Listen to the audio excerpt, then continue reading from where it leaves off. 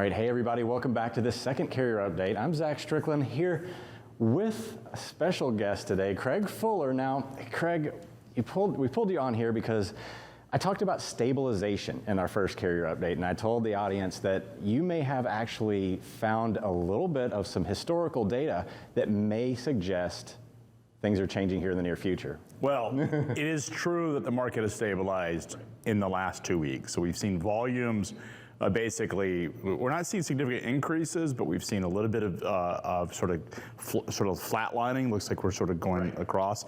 Rates have sort of stabilized. Great news short term.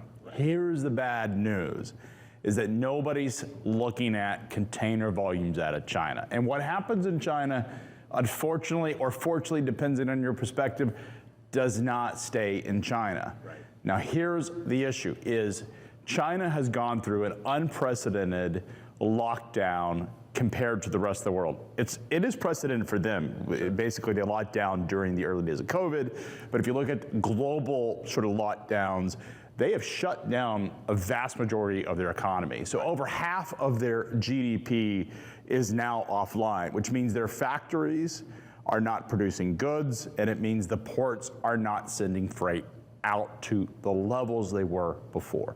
Right, so all those containers that we've been ordering over the last, seems like 2 years, we have a little bit of a kink in the production. Yeah, but it's slow, correct? It's a little slower to hit.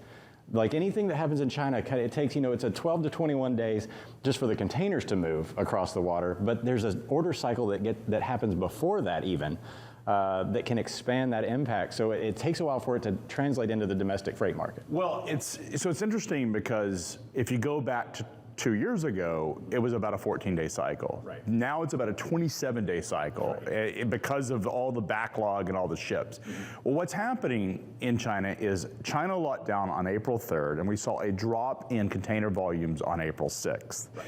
We've seen volumes drop by over a third, and they look like they could drop by half in the next 2 weeks. Right. So we're about a month into this, about 28 days into this drop down. And so we've been watching what's happening in China and sort of looking at what that means for the US trucking market. We know that we're in this period, 28 days to probably 60 days is a period where we will see some drawdown in volume. And there is a precedent. This has happened before. Right. The last time we saw a significant drop in container volumes out of China was 2019. And do you remember, Zach, what happened in 2019? Well, we were in the middle of a trade war. We were in the middle of a trade war, and this was the start of the trade war. Yeah, May 9th we saw a dramatic drop in tender volumes. It was almost like the market shut down. It was, but it was all concentrated in Los Angeles, California. So May 9th was the start of the US tariffs that went into effect when Donald Trump said, basically, I'm putting 25% tariffs, and it was people knew that it was about to happen. It actually took 2 months later, but we saw volumes out of China. I actually have a chart right here, is on April 6th, we saw volumes really, the market was humming, a lot of freight was coming out. April 6th, we saw it, actually, April 7th, we saw it drop, April 6th, 7th. And this dropped basically 28 days from this period to that period, and that was out of China. Right. Now, here's what happened in the United States, and specifically Los Angeles. So let's go to the next chart, yeah, because we have a visual. And you can see this. I mean, you basically saw what volumes did, significant drawdowns. Yeah. This is a TEU index, of course, for those at home that don't know what this is the 20-foot equivalent units, container volumes, moving through, out of China into the United States. Mm-hmm. So all of those volumes, and we saw this thing almost shut off like a valve. So this is monitoring freight leaving China, so on the ships coming to the United States. Right. And I think we have another chart. We'll see if they got it in the back. There we go.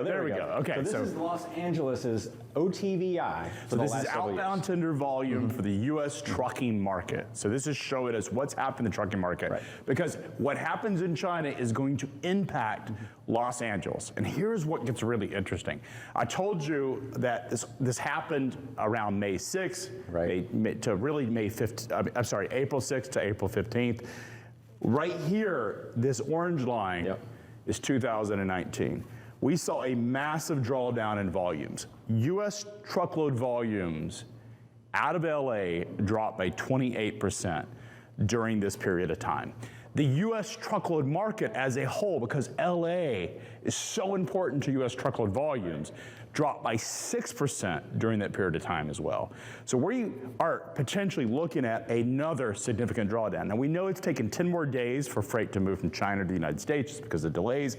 So this could push out a little bit further, could be closer to Memorial Day. Yeah. We may, right after Memorial Day, see a hangover in the U.S. trucking market. Things may not return, but we're in a period where we need to be watching what's happening in LA to understand what's happening across the country. Yeah, LA obviously been a huge bellwether over the last 2 years since the pandemic started, really, but it started way back in 2019. Yeah, that's right.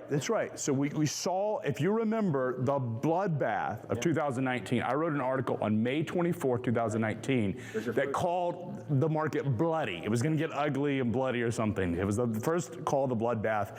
That was because of what happened right there. It's something worth watching. It's something that we need to see and monitor Los Angeles. And if we see a significant drawdown in volumes in LA, that could mean that we will see a significant drawdown in volumes across the entire United States. Yeah, and of course, Sonar users have access to some of this maritime data. Thank you so much for that, Craig. We're going to toss it back over to Anthony and Sydney.